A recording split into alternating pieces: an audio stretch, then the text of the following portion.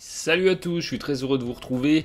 Les choses vont vite, les choses vont très vite dans la conférence Est, puisque jeudi prochain, donc dans 2 jours, eh bien la série de demi-finale de conférence qui oppose les Boston Celtics aux Toronto Raptors va commencer, et ça s'annonce évidemment comme un clash, comme un choc absolument extraordinaire, puisqu'on a d'un côté l'équipe des Raptors qui depuis le 15 janvier est sur un bilan de 28 victoires, 5 défaites. C'est simple, depuis le 15 janvier, c'est la meilleure équipe de la NBA à plus de 80% de réussite, opposée aux Boston Celtics qui depuis le 15 janvier sont eux à 21 victoires, 13 défaites je crois de mémoire, 5e meilleur bilan de la NBA. Les deux équipes arrivent après avoir sweepé leurs adversaires respectifs. Alors les Raptors qui sweepent les Nets, l'équipe de Brooklyn complètement décimée, équipe la plus faible qualifiée pour ces playoffs 2020, ça n'est pas une surprise, on s'y attendait, mais ça a quand même été fait avec l'art et la matière, et puis et puis il y a toujours, quand vous jouez une équipe décimée, c'est toujours des matchs qui peuvent être un petit peu pièges. Les Raptors ne sont pas tombés dedans et ont magistralement sorti les Nets. En face, on a une équipe des Celtics qui a également disposé assez facilement de l'équipe de Philadelphie. Les Sixers balayaient 4 victoires à 0. Alors vous allez me dire, ouais mais attends, il n'y avait pas Ben Simmons, donc c'était pas si compliqué que ça. Eh bien détrompez-vous, on en avait parlé dans une vidéo et je vous avais présenté, et c'était pas mon avis, c'était factuel, que les Sixers de cette saison s'en étaient relativement bien sortis sans Ben Simmons. Eh bien les Celtics ont réussi à neutraliser parfaitement cette équipe de Philadelphie en contestant très bien les tirs extérieurs, en limitant très très bien cette équipe des Sixers sur le jeu en transition, des Sixers qui n'ont pas réussi à attaquer correctement et qui ont complètement coulé sous le poids du géant vert. Donc on a deux dragsters lancés à pleine vitesse qui vont se percuter, ça va être un choc.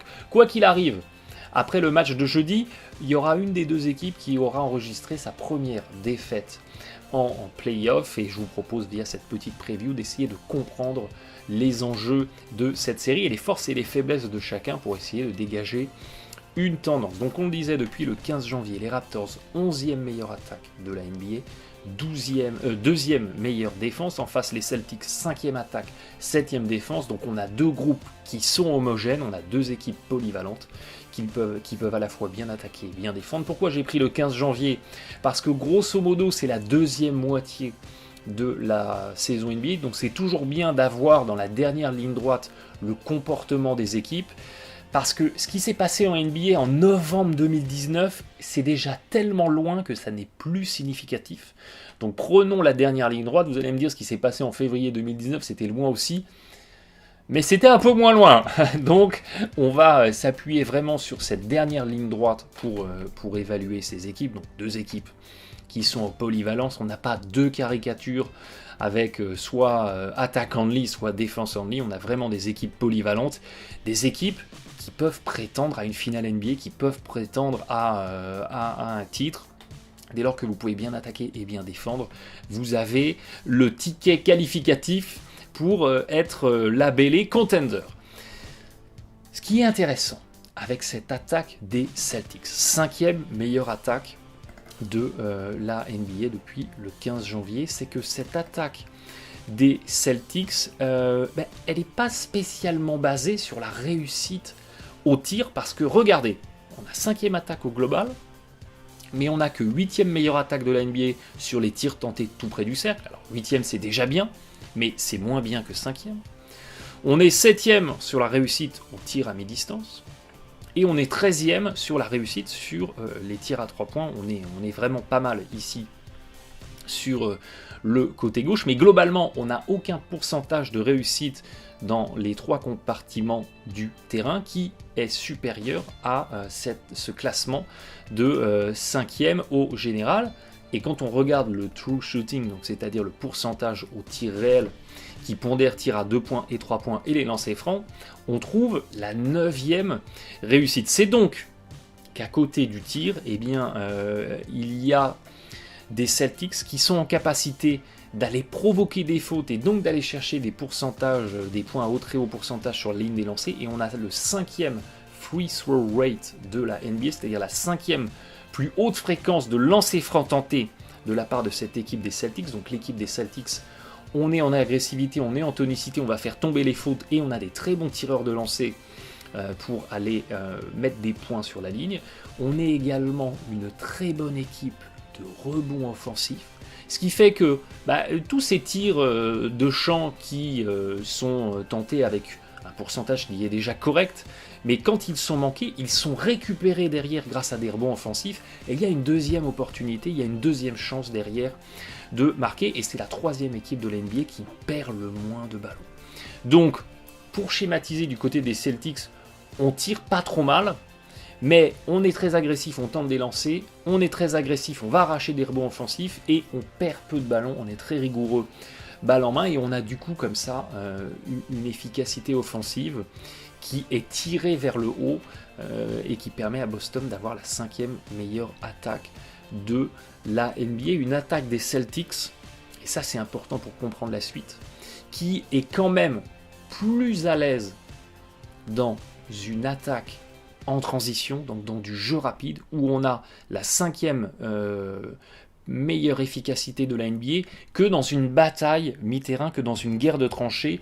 Dès lors qu'on arrive sur une attaque placée mi-terrain, on n'a que la 11e meilleure attaque de la NBA côté Celtics. Alors 11e c'est déjà très très bien, mais on a déjà une indication que des Celtics qui seraient contraints à jouer un petit peu plus lentement, qui n'auraient pas de séquence de transition, verraient leur rendement offensif un petit peu baisser. Et c'est vrai que quand vous regardez ce qui peut être des séquences de jeux placés, je pense notamment au spot-up, c'est jeu fixe, jeu décale, on voit des Celtics qui sont évidemment pas top sur les cuts, sur donc ces mouvements vers le cercle sans ballon, des alley-oops par exemple. On a des Celtics qui sont dans la moyenne NBA, sur les off-screen aussi. Quand il s'agit de retrouver le poseur de l'écran pour du pick and roll, on est moyen. Sur les hand-off aussi, on est moyen.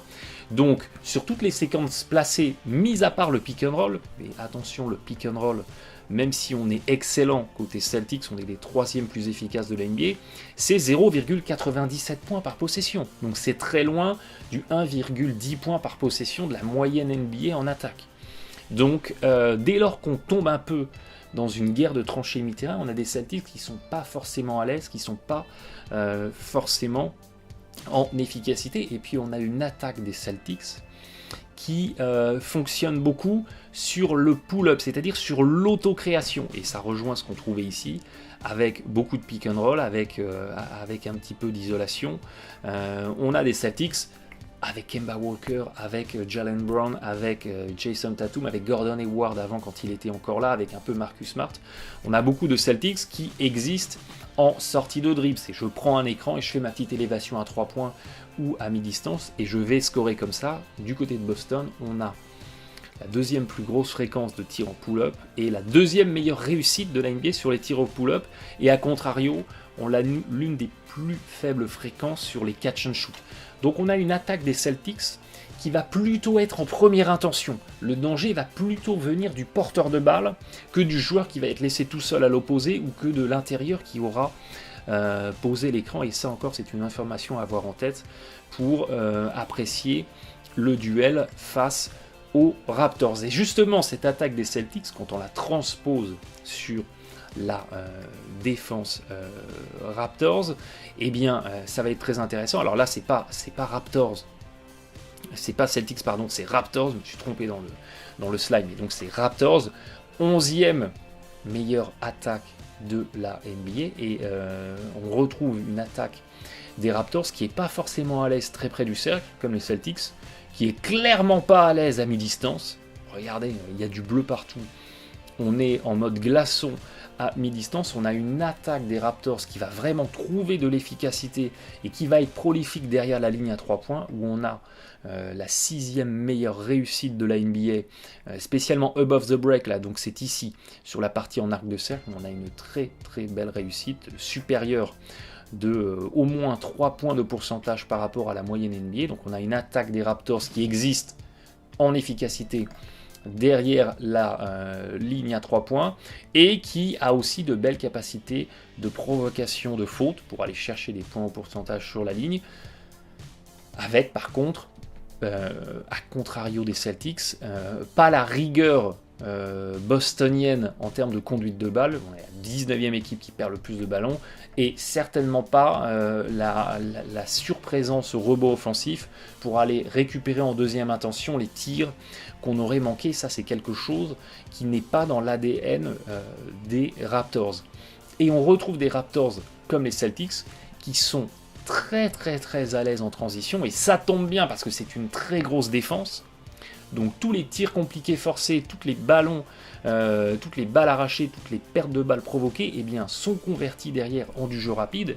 Et regardez, les Raptors, c'est 22% de leur attaque, c'est de l'attaque en transition, c'est du jeu rapide. Donc c'est une équipe qui a besoin d'arracher des stops défensifs pour lâcher les chevaux et avoir derrière l'armada lancé en transition, et on le fait en volume et on le fait en efficacité. Et à contrario, on retrouve du côté des Raptors, un petit peu comme on l'a vu du côté des Celtics, une attaque qui, dès qu'elle doit attaquer mi-terrain, dès qu'on est dans une guerre de tranchées, est beaucoup moins à l'aise. Alors on a des qualités de spot-up, parce qu'on a des bons tireurs à 3 points, on l'a vu, on a un petit peu de qualité de pick and roll, mais derrière, on n'a pas de grosse présence quand il faut ouvrir au cercle, on n'a pas de grosse présence sur les cuts, on a une petite existence en isolation, mais rien de transcendant sur l'attaque placée. On a vraiment des Raptors qui vivent et qui meurent quelque part grâce à leur stop défensif et grâce au jeu rapide en transition derrière. Et c'est là où va être tout l'enjeu de la série pour les Raptors.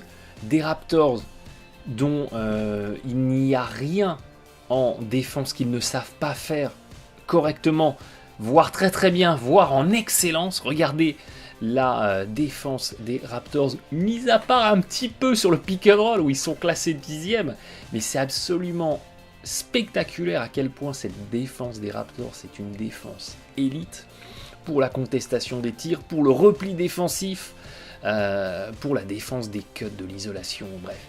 Ils défendent tout en excellence, ces Raptors, et tout l'enjeu pour eux, ça va être d'enrayer l'attaque des Celtics, d'étouffer l'attaque des Celtics, pour derrière avoir les séquences en transition, pour aller trouver les paniers faciles dont ils dépendent. Donc c'est forcer les tirs compliqués, forcer les pertes de balles, évidemment limiter les rebonds offensifs, parce que c'est très bien de contester un tir, mais si derrière vous prenez pas le rebond défensif, ça sert à rien.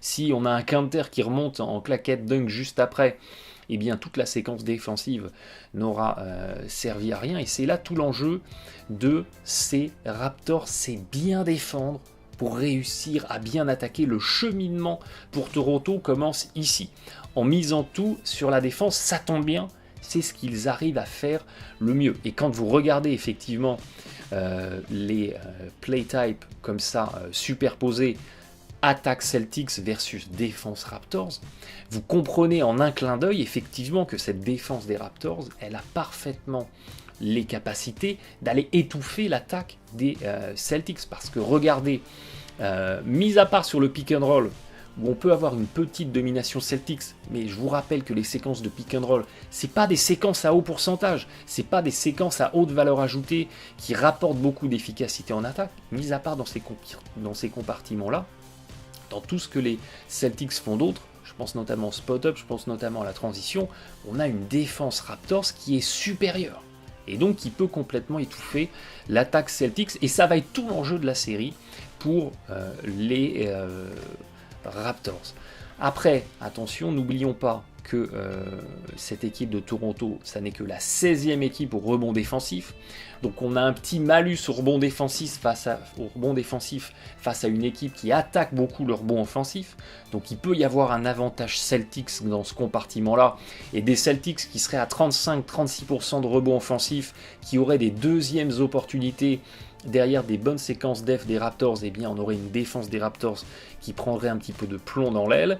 Et puis par contre, à contrario, ces Raptors, c'est la deuxième équipe qui force le plus de pertes de balles sur leurs adversaires, et ça c'est très bien, parce qu'on a attaque très rigoureuse Celtics versus défense Raptors qui force des pertes de balles. Et c'est pareil, des Celtics qui abandonneraient des possessions parce qu'on n'a pas été rigoureux ou parce qu'on a été victime de la défense très agressive de Toronto. Eh bien, ce seraient des Celtics qui laisseraient des paniers en transition facile aux Raptors et qui se tireraient comme ça quelque part une balle dans le pied. Si on se place maintenant du point de vue Celtics. Eh bien, on a certes peut-être une défense un petit peu moins qualitative, qui reste quand même tout à fait solide, mais on a aussi en face une attaque des Raptors qui est un petit peu moins qualitative, elle aussi. Et quelque part, tout l'enjeu des Celtics, ça va être d'attaquer le mieux possible pour ne pas offrir de séquence de transition aux Raptors. Parce que regardez sur la transition, ce que les Raptors font majoritairement en moyenne par match, eh bien, on a une défense des Celtics qui est surclassée. Dès lors qu'on tombe dans une guerre mi-terrain, on en parlait un petit peu plus tôt, regardez, la défense des Celtics, elle est supérieure dans tous les compartiments, pour aller contester les tirs, pour aller contester le pick and roll, pour aller contester toutes les autres séquences d'attaque placée. On a une défense des Celtics qui tiendrait parfaitement la boutique. Donc tout l'enjeu de Boston, c'est que pour bien défendre, on doit attaquer le mieux possible. Parce qu'à chaque fois qu'on mettra un panier, à chaque fois qu'on aura été en efficacité, qu'on aura été rigoureux, eh bien, on aura une équipe des Raptors qui sera obligée de faire une remise en jeu et qui ne pourra pas exploiter du jeu rapide, de la transition, et qui ne pourra pas nous prendre en défaut.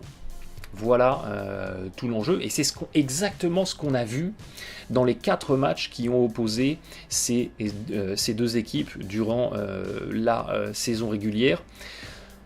Encore le dernier match perdu par Boston, c'était un match dans la bulle qui était plus ou moins à sens unique, mais qui était aussi plus ou moins joué sans intensité réelle du côté des Celtics. Vous voyez que les Celtics, dans les 3 victoires qu'ils ont obtenues en saison face aux Raptors, ils ont perdu assez peu de ballons et ils ont été très agressifs au rebond offensif.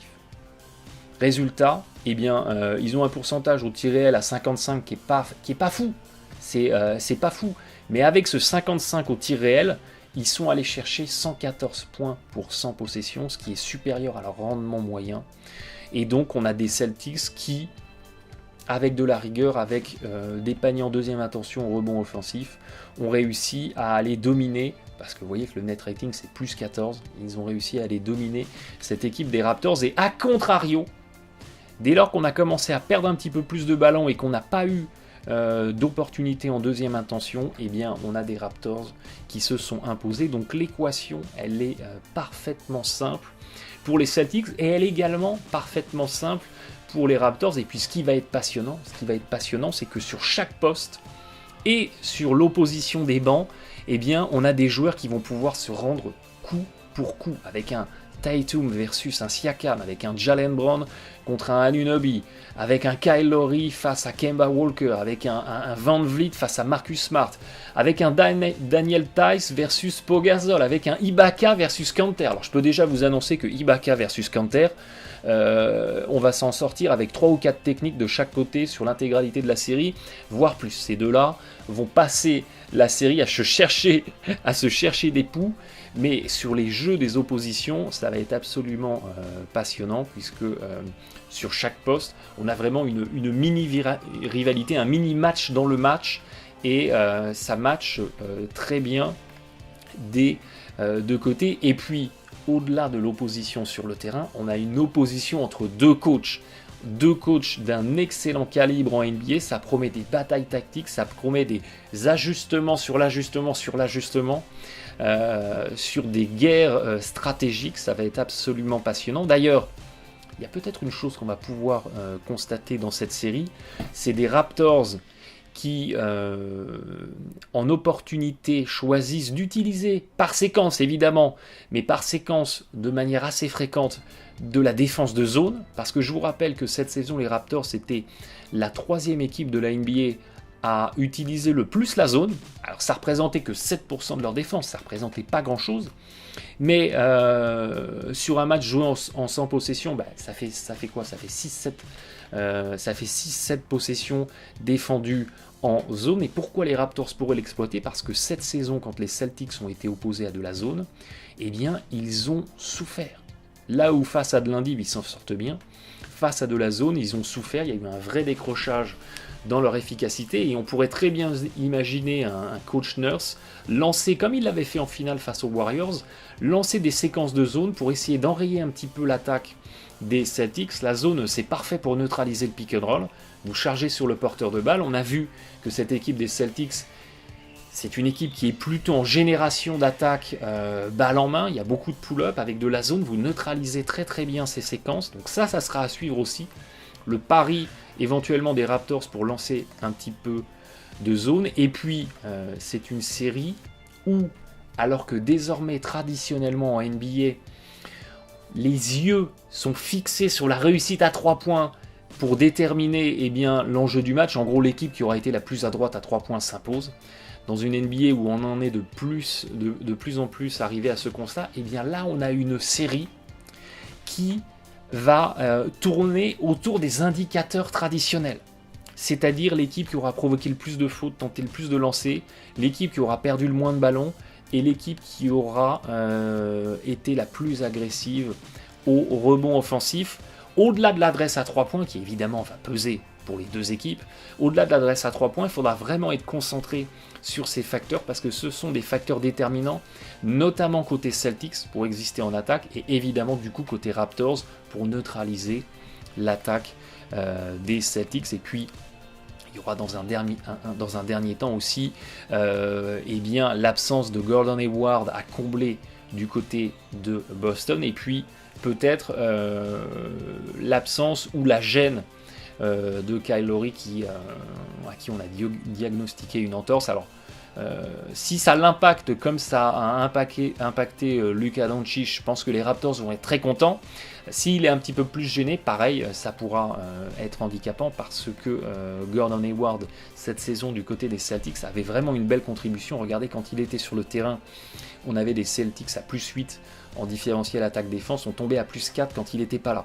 Donc on a des Celtics qui tournaient très très bien quand Gordon Hayward était là, donc ça peut être une absence qui pénalise un petit peu l'équipe. Ça n'a pas été du tout le cas face aux Sixers sur les 3 derniers matchs, mais ayons quand même ça en tête, les Celtics doivent faire oublier Gordon Hayward, qui était un élément assez important du dispositif sur cette saison, et évidemment du coup sur la dernière ligne droite. Donc tous les enjeux en fait de cette série, ils sont très très simples. Du côté de Boston, c'est être la meilleure version de nous-mêmes, c'est attaquer le mieux possible, être dans l'insolence en attaque, dans l'orgie offensive, parce que une équipe de Boston qui tirerait en efficacité, qui irait arracher des rebonds offensifs, qui perdrait peu de ballons, c'est une équipe de Boston qui offrirait peu de séquences de transition aux Raptors, et les Raptors, ils ont besoin de la transition pour exister en attaque. Et à contrario, les Raptors, tout l'enjeu pour eux de la série, c'est de défendre le mieux possible. C'est également d'aller au bout d'eux-mêmes dans ce qu'ils faisaient de mieux,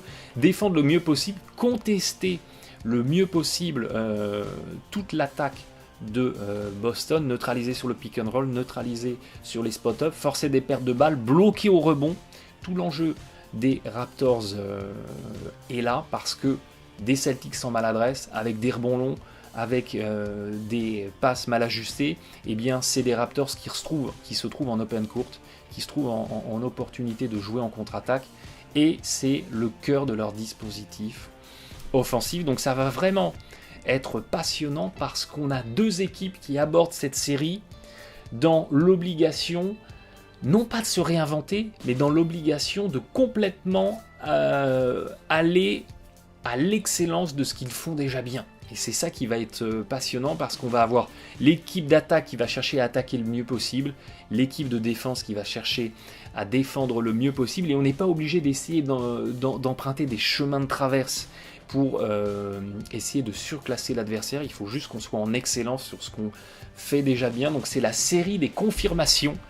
Est-ce que les Celtics sont l'attaque suffisamment prolifique pour surclasser la bonne défense Raptors? Est-ce qu'à contrario, les Raptors, ce sont bien les pompiers de la NBA qui peuvent éteindre n'importe qui et du coup refroidir toute la ligue?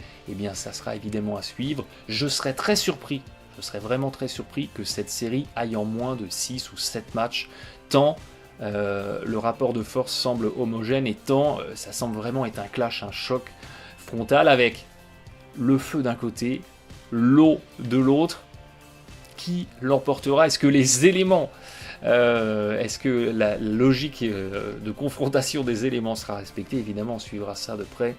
D'ici là, on se retrouve sur YouTube, on se retrouve sur Twitter, on se retrouve sur Facebook. Bon player, bon match à tous.